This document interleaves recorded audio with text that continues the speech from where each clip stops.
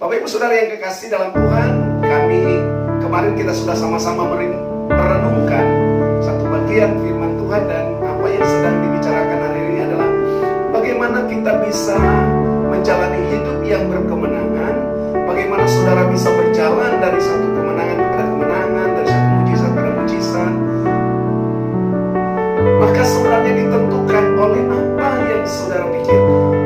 Ingat sekali lagi bahwa peperangan rohani sebenarnya itu adalah tingkat peperangan di mindset kita, tingkat peperangan di alam pikiran kita, cara pandang kita dan cara berpikir kita.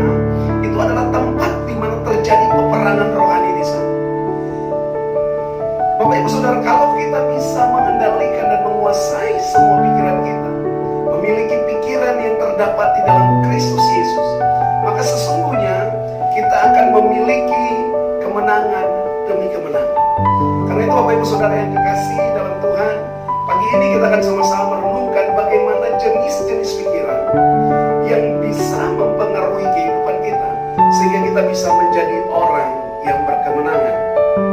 Saya ajak kita semua Bapak Ibu Saudara, kita buka di dalam Filipi pasal 2, Filipi pasal 2 ayatnya yang kelima sampai ayatnya yang ke-10. Firman Tuhan berkata, hendaklah kamu dalam hidupmu bersama menaruh pikiran dan perasaan yang terdapat juga di dalam Kristus Yesus, yang walaupun dalam rupa Allah tidak menganggap kesetaraannya dengan Allah itu sebagai milik yang harus dipertahankan, melainkan telah mengosongkan dirinya sendiri dan mengambil rupa seorang hamba dan menjadi sama dengan manusia, dan dalam keadaannya sebagai manusia ia telah merendahkan dirinya dan taat sampai mati, bahkan mati di kayu salib. Itulah sebabnya Allah sangat meninggikan dia dan mengaruniakan kepadanya nama di atas segala nama, supaya dalam nama Yesus bertekuk lutut segala yang ada di langit dan yang ada di bumi dan yang ada di bawah bumi, dan segala lidah mengaku Yesus Kristus adalah Tuhan, bagi kemuliaan Allah. Bapak Ibu Saudara yang dikasihi dalam Tuhan, kalau kita baca ayat-ayat ini, maka sesungguhnya ada satu pesan kemenangan bagi kita, bahwa saudara dan saya, kalau kita terus men-setting pikiran kita yang tadinya adalah pikiran yang karena main, pikiran yang manusiawi, pikiran yang daging, pikiran yang kotor, pikiran yang terkutuk, pikiran yang dikuasai oleh hawa nafsu, pikiran yang dibutakan oleh ilah zaman ini, maka ketika kita terus mengalami pembaharuan di dalam pikiran kita, mindset kita terus dibaharui, maka kita akan memiliki yang namanya spiritual mind, pikiran yang rohani. Ketika kita terus mempertahankan pikiran yang rohani, diisi terus dengan kebenaran-kebenaran, memiliki pola dan gaya hidup seperti yang Kristus miliki, maka kita katakan di sini kita juga bisa memiliki pikiran dan perasaan yang terdapat juga di dalam Kristus Yesus. Pikiran dan perasaan itu adalah dimensi dari jiwa kita, adalah bagian dari jiwa kita. Sekali lagi saudara harus pahami apa yang dikatakan, kalau firman yang kita terima yang di dalam Yakobus, kalau firman kita terima dengan hati, terimalah firman dengan lemah lembut di dalam hati, yang berkuasa menyelamatkan jiwa. Firman terima di dalam hati, yaitu roh kita, maka akan menyelamatkan atau akan mengerjakan semua yang ada di dalam jiwa kita. Ingat sekali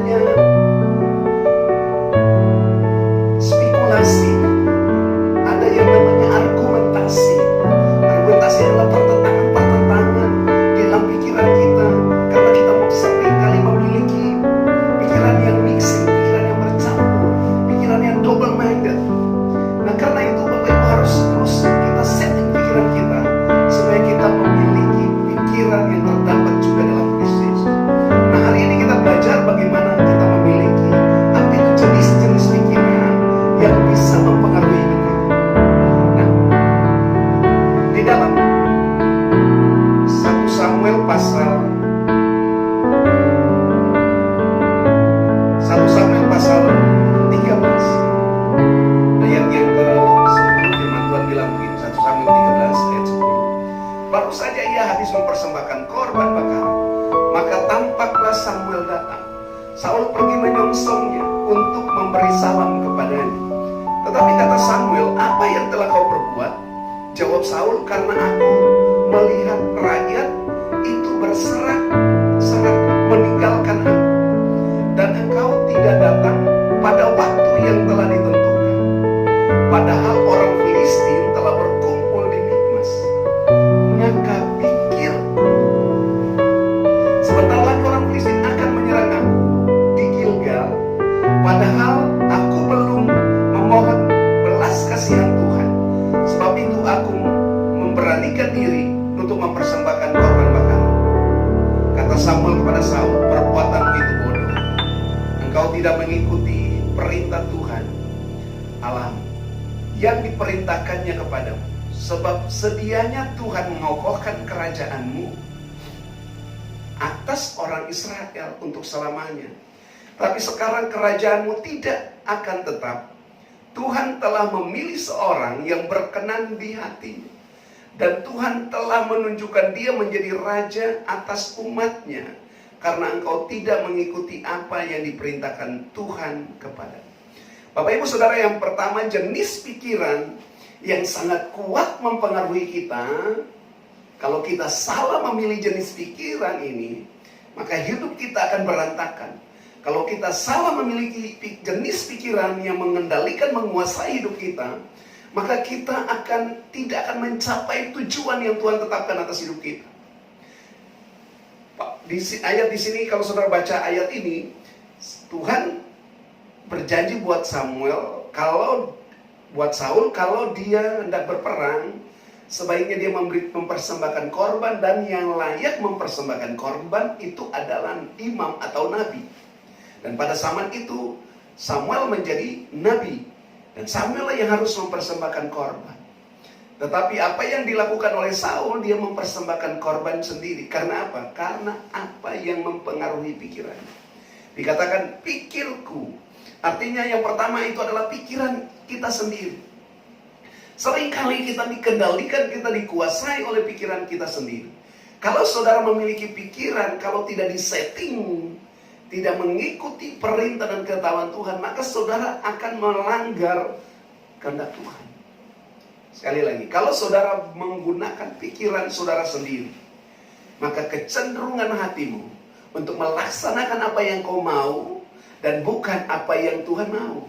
Engkau akan melaksanakan apa yang kau kehendaki, bukan apa yang Tuhan kehendaki. Dan seringkali kalau kita menggunakan pikiran kita sendiri, maka kita suka melanggar kehendak Tuhan. Daud katakan di sini, pikirku sebentar lagi orang Filistin menyerang aku di Gilgal. Padahal aku belum mempersembahkan korban.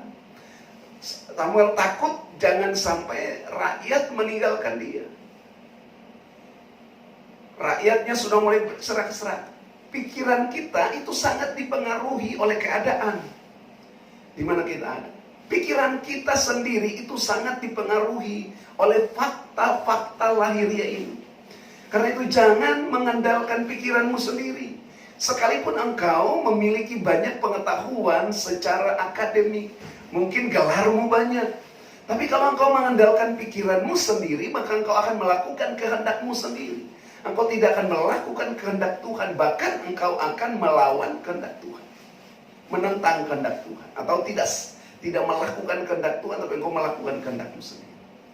Nah, Bapak Ibu Saudara yang kekasih dalam Tuhan, ini penting bagi kita.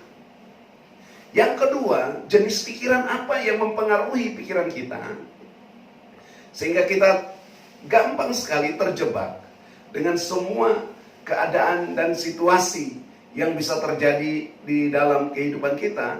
Selain yang pertama adalah kita memiliki pikiran manusia kita sendiri.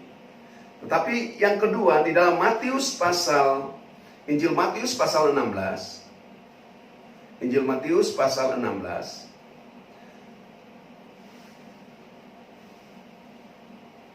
ayat yang ke-21 sampai ayat yang ke-23, firman Tuhan katakan begini. Sejak waktu itu Yesus mulai menyatakan kepada murid-muridnya bahwa ia harus pergi ke Yerusalem dan menanggung banyak penderitaan dari pihak tua-tua, imam-imam kepala, dan ahli-ahli Taurat, yang lalu dibunuh dan dibangkitkan pada hari ketiga. Tetapi Petrus menarik Yesus ke samping dan menegur ia. Katanya, "Tuhan, kiranya Allah menjauhkan hal itu. Hal itu sekali-kali takkan menimpa engkau." Ayat 23, firman Tuhan katakan, "Maka Yesus berpaling dan berkata kepada Petrus, Nyala iblis, engkau suatu batu sandungan bagiku.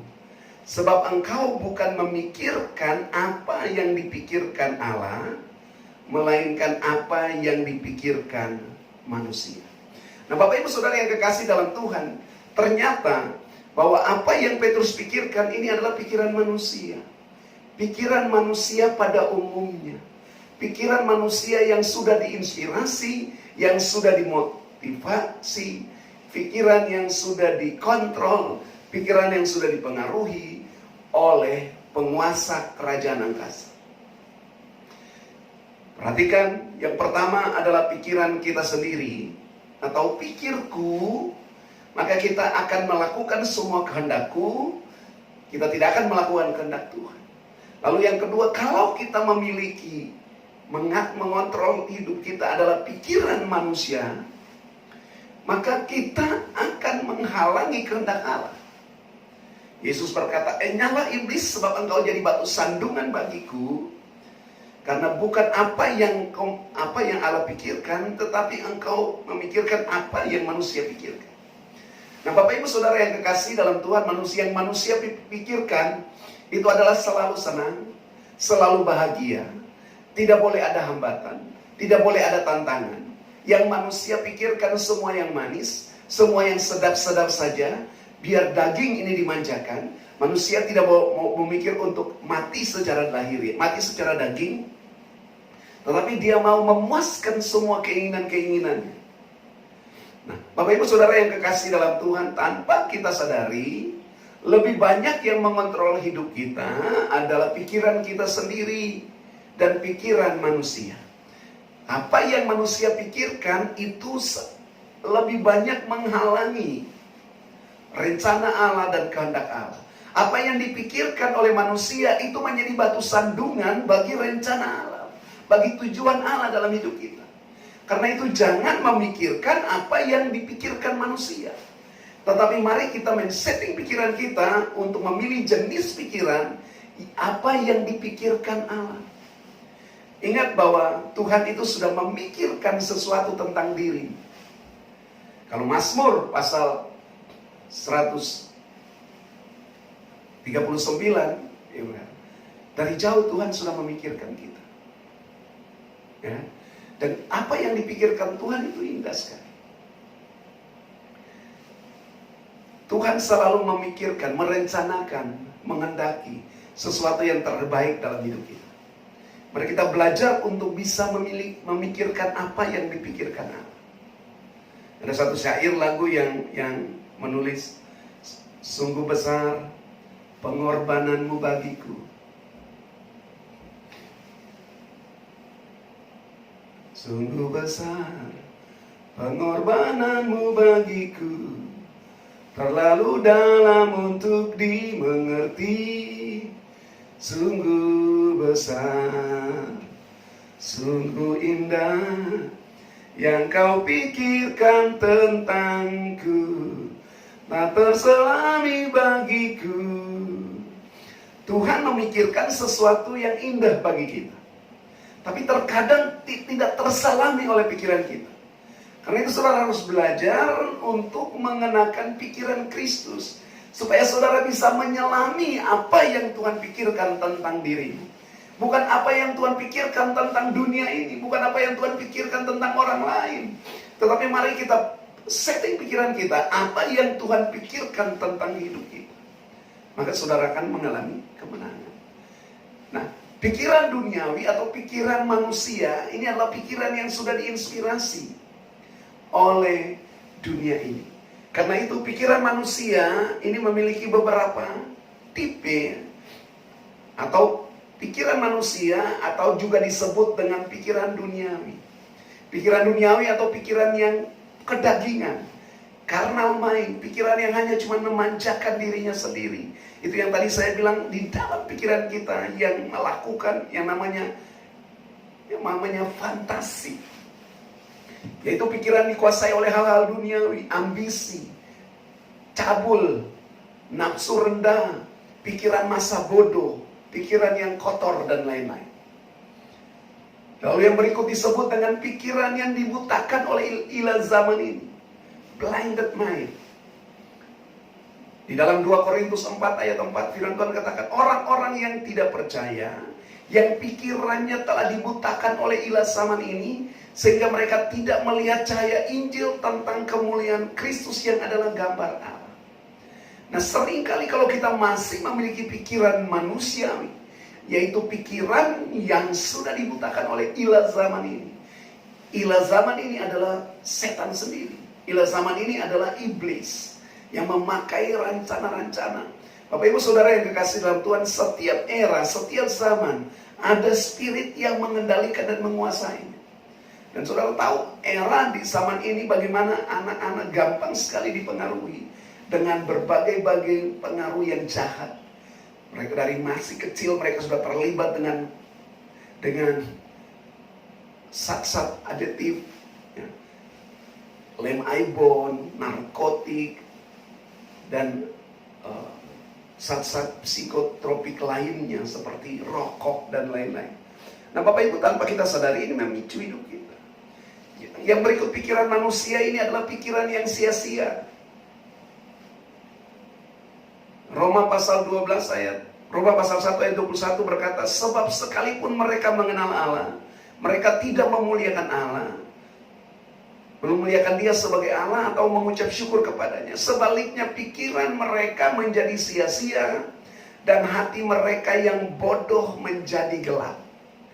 Jadi pikiran manusia kalau tidak dikontrol oleh firman, maka mereka akan memiliki yang namanya pikiran sia-sia. Pikiran yang sia-sia ini muncul dari pendengaran dan ucapan-ucapan yang sia-sia pula. Itu 1 ayat 10 firman Tuhan berkata, karena sudah banyak orang hidup tidak tertib, terutama di antara mereka yang berpegang pada hukum sunat. Dengan omongan yang sia-sia menyesatkan pikiran. Kalau omongannya sia-sia, maka pikiran kita tersesat. Pikiran kita akan menjadi pikiran yang sia-sia. Ada disebut juga pikiran yang jahat. Adalah pikiran dipenuhi dengan berbagai-bagai rancangan-rancangan kejahatan.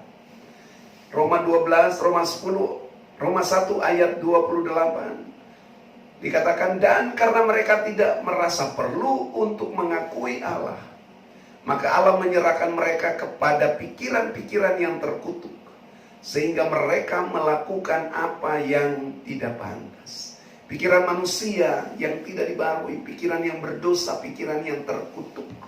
Sebab itu jangan sekali-kali membiarkan jenis pikiran manusia ini mengontrol dan menguasai kehidupan kita. Tapi ini yang harus kita bangun, yaitu kita memiliki pikiran Kristus. Jenis pikiran yang ketiga yang harus kita bangun dan yang terus bisa mengendalikan, menguasai hidup kita adalah memiliki pikiran dan perasaan yang terdapat di dalam Kristus Yesus. Nah, Bapak Ibu Saudara yang kekasih, di dalam 1 Korintus pasal 1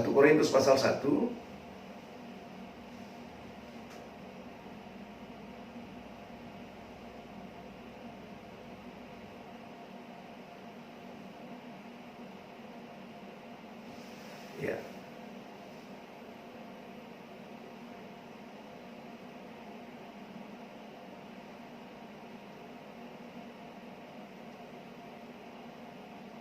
Maaf, satu ayat di 1 Korintus 1 ayatnya yang ke-20.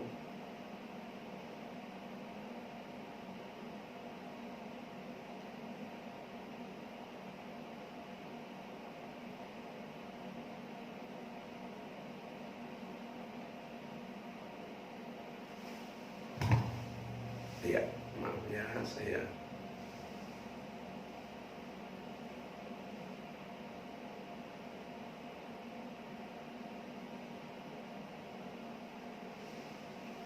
sorry. 1 Korintus pasal 2 ayat 16. 1 Korintus pasal 2 ayat 16, firman Tuhan katakan, siapakah yang mengetahui pikiran Tuhan sehingga ia dapat menasihati dia? Tetapi kami memiliki pikiran Kristus. Bapak Ibu Saudara yang kekasih dalam Tuhan, firman Tuhan mengajarkan kepada kita, kalau kita memiliki pikiran Kristus, maka bukan kita yang menasihati Tuhan, tapi kita akan gampang mengikuti nasihat-nasihatnya Tuhan.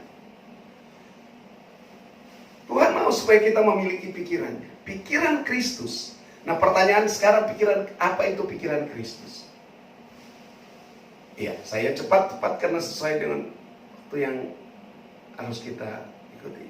Yang pertama, pikiran Kristus adalah pikiran yang tidak mempertahankan hak. Hendaklah kamu dalam hidupmu bersama menaruh pikiran dan perasaan yang terdapat juga dalam Kristus Yesus. Ayat situ dia bilang, ayat yang ke-6 dia bilang, yang dalam rupa manusia yang dalam rupa Allah tidak mempertahankan hak sebagai milik yang harus dipertahankan, tetapi melainkan mengosongkan dirinya, mengambil rupa seorang hamba, taat sampai mati, bahkan mati di kayu salib. Jadi yang pertama, pikiran Kristus adalah pikiran yang tidak mempertahankan hak.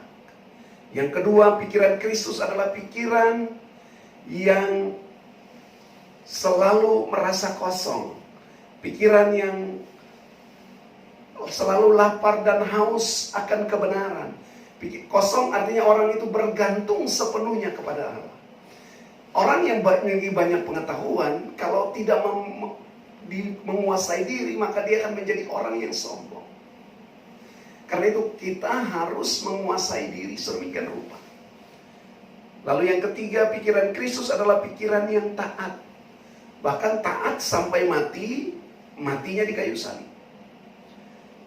Lalu yang keempat, pikiran Kristus adalah pikiran yang ditujukan untuk melakukan kehendak Allah. Karena itu Allah sangat meninggikan dia dan memuliakan nama di atas segala nama, supaya nama Yesus bertekuk lutut segala yang di langit yang di bumi. Dan semua lidah akan mengaku Yesus Kristus adalah Tuhan bagi kemuliaan Bapa. Pikiran Kristus adalah pikiran yang mulia. Memikirkan sesuatu yang mulia, yang sedap, yang manis didengar, itu akan membuat kita bisa mengatur dan mengendalikan diri kita sebaik mungkin. Nah, Bapak Ibu Saudara yang kekasih dalam Tuhan, mari miliklah jenis pikiran. Hidup biarlah dikendalikan, dikontrol oleh pikiran dan perasaan yang terdapat juga di dalam Kristus Yesus. Jangan bangun hidupmu dengan pikiranmu sendiri, dan jangan bangun hidupmu dengan pikiran dunia ini. Tapi bangun hidupmu biar pikiran yang terdapat di dalam Kristus Yesus. Kalau saudara memiliki pikirannya Tuhan, maka engkau akan mudah mengerti rencana, tujuan, dan jalan-jalan Tuhan dalam hidupmu. Sehingga engkau bisa menjalani hidup yang berkemenangan di dalam Tuhan. Kiranya firman Tuhan pagi ini memberikan kita kekuatan untuk mengubah pola pikir kita, menjalani hari-hari hidup yang berkemenangan di dalam Tuhan. Mari kita berdoa.